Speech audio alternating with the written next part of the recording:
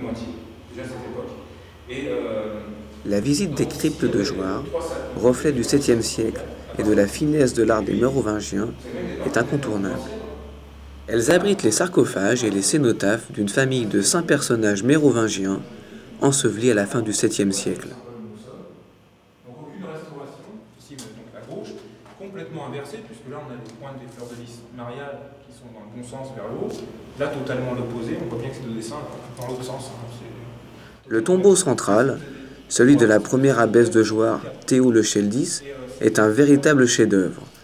Ses 2 faces sont garnies de coquilles sur 2 rangées, encadrant une inscription latine gravée en magnifique capitale qui donne une singulière importance aux éléments du décor. Négative avec les gammes dans l'autre sens, c'est un symbole de mort, qui a été reprise par les nazis d'ailleurs, la famille fondatrice du monastère et des Jouarre, et à la famille royale qui a en très grande partie financé le monastère et le reste, enfin quasiment tout le reste.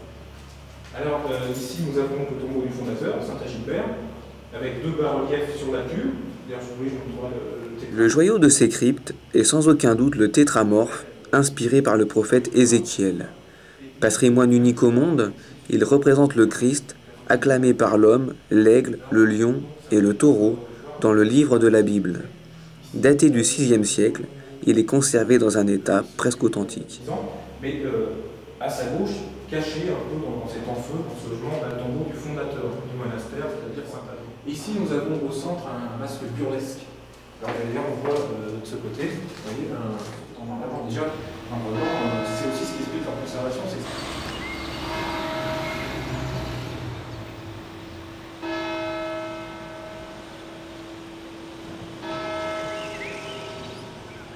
L'abbaye Notre-Dame de Jouarre, construite en 1775, possède une façade élégante de 120 mètres de long qui dégage une impression de solidité et de beauté. Accolée à cette bâtisse, la tour romane, bâtie au XIIe siècle, a su conserver malgré de nombreuses guerres ses murs à contreforts.